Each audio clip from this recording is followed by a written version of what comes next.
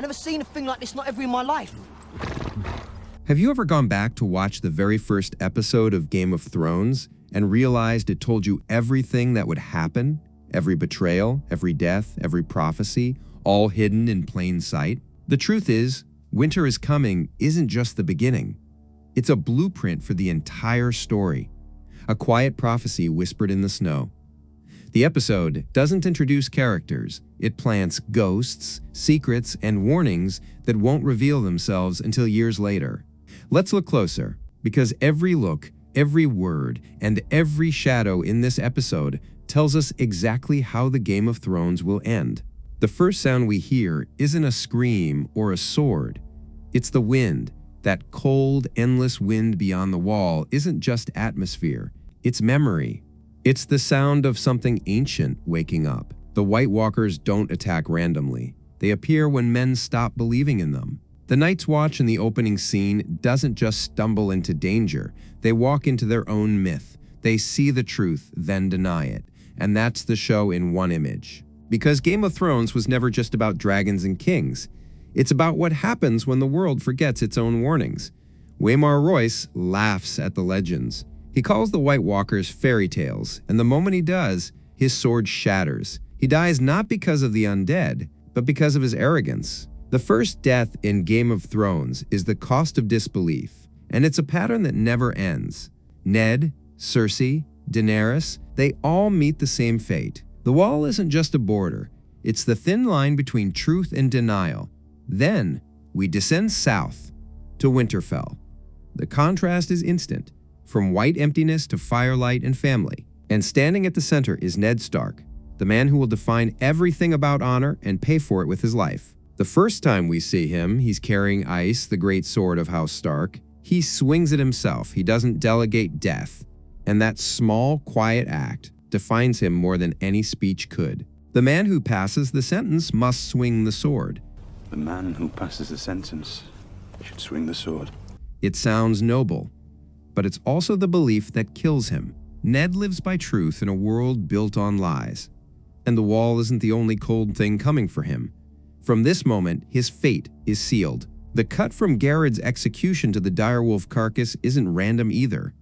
That wolf, lying dead in the snow with a stag's antler buried in its throat, is the single most important piece of foreshadowing in the episode. The wolf, symbol of House Stark. The stag, symbol of House Baratheon. The king's house kills the North's protector, the very same way Robert Baratheon's arrival brings the doom of Winterfell. That's not just a clever image, that's prophecy, wrapped in fur and antlers. Then come the direwolf pups, 6 of them, 1 for each Stark child. And the way they're found tells you everything you need to know. They're discovered after the mother's death, innocence born from tragedy. Jon Snow, the outcast, finds the last one, an albino wolf, pale as snow and red-eyed like blood, a wolf apart from the others, a ghost. Ghost isn't just Jon's pet. He's his reflection, silent, loyal, and destined to walk between worlds. Even his name hints at Jon's future, a man who will die and return, half in this world and half in another. Long before the show told us who Jon truly was, this scene already had. It's all there, in fur, frost, and fate. Every frame of Winter is Coming is built like a chessboard. Each move sets up the endgame. When Robert Baratheon rides into Winterfell, the kingdom looks united, banners flying, music echoing. But beneath it, everything's rotting. Robert's armor is too tight. He drinks instead of ruling. And Ned, his oldest friend, looks like he's already carrying the weight of his death. When Robert says, "You've got fat," it's more than an insult. It's a symbol. You've got fat. Robert has grown comfortable, distracted, bloated with false peace. He's forgotten that winter is coming. And the crypt scene, when Robert asks Ned to join him as Hand of the King, that's where everything fractures. The camera lingers on Lyanna Stark's tomb. Robert kneels, mourning the woman he could never have. Lord Eddard Stark, I would name you the Hand of the King. While the man who kept her greatest secret stands beside him. It's one of the most brilliant bits of visual storytelling in the entire series.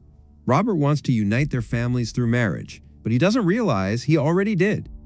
His request to join houses through Sansa and Joffrey is the echo of a secret union that's already shaped the world. Rhaegar and Lyanna, Jon Snow's parents. It's the show whispering its biggest twist right to our faces, years before we're ready to hear it. And yet, beneath all this tragedy, Winterfell still feels alive. Children practicing archery, laughter by the forge, banners fluttering in the wind. There's warmth in the cold. But that warmth makes what comes next hurt more. Bran's climbing sequence isn't just a setup for a fall, it's his destiny calling. He climbs because he wants to see the world. He's curious, reaching for truth, for knowledge, for the gods' eye view. That's what makes his fall symbolic. He doesn't fall because he's foolish. He falls because he saw too much. And in that moment, Bran becomes the center of the story's cosmic wheel. The child who sees what he shouldn't becomes the man who sees everything. Jaime pushes him, thinking he's killing a boy. But he's actually creating the three-eyed raven. In that single shove, the Lannisters set in motion their own destruction and the rebirth of magic itself. Speaking of the Lannisters, their introduction is a masterclass in foreshadowing. Cersei's first line is about the mercy of the gods. She's wearing green, surrounded by gold, the colors of her house and her envy. Jaime, standing in armor too bright for the north, looks like a lion out of place in the snow. They both seem perfect, beautiful, powerful, but their beauty hides rot. Their love, twisted and secret, is the spark that burns down the entire realm. Bran doesn't just witness a forbidden act, he witnesses the first true sin of the story. Everything that happens after Robert's death, Ned's beheading, the War of Five Kings, all comes from that one moment. The fall of a boy, the fall of a kingdom. The episode ends exactly as it began, with death, silence, and the cold closing in. The circle is perfect. But there's something even quieter woven beneath it all. The way Winter is Coming treats fathers and sons. Ned and Jon, Robert and Joffrey, Benjen and the Night's Watch recruits. Every father figure carries guilt. Every son inherits it. Ned looks at Jon and says, "You have my blood," but he can't say the rest, because the truth isn't his to give. That unspoken love defines Jon's life. His whole story is built on silence, on secrets meant to protect that end up breaking him. Jon isn't the only one who's half in shadow. The entire world is. Even the line "Winter is coming" means more than survival. It's philosophy, a warning, a reminder that happiness in this world is temporary, that peace is the illusion before the storm. Every family that forgets that falls. The Starks endure not because they're strong, but because they remember. Their words are both a blessing and a curse. To live by them means you never forget what's waiting in the dark. And what about the ravens? People forget how many there are in this episode, perched on towers, watching from the background. They aren't just props. In Westeros, ravens are more than messengers. They're omens. And they always appear before the story shifts, before Ned's death, before Jon's return, before Bran becomes the three-eyed raven. Even in episode 1, they're watching, waiting.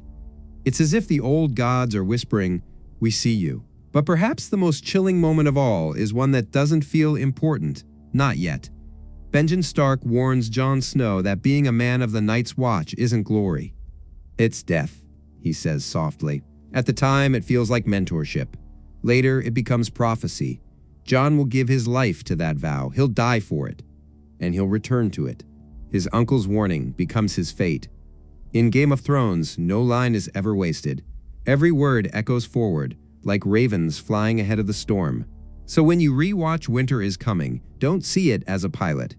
See it as a spell, a map drawn in blood and snow. Every secret is already there. Every tragedy is waiting to bloom. The wolf mother pierced by the stag, the boy who climbs too high, the father who swings the sword for justice, the king who mourns a ghost, the twins whose love births ruin, the bastard with a white wolf and the blood of fire in his veins. Every story we thought began later began here. Winter is Coming isn't just the start of a series. It's the moment the world remembered it was cursed. Because the cold was never just in the north. It was already inside every heart that thought itself safe. So look closer, listen to the ravens, watch the snowfall, and the next time you hear someone say, "Winter is coming," remember, it wasn't a warning, it was a promise.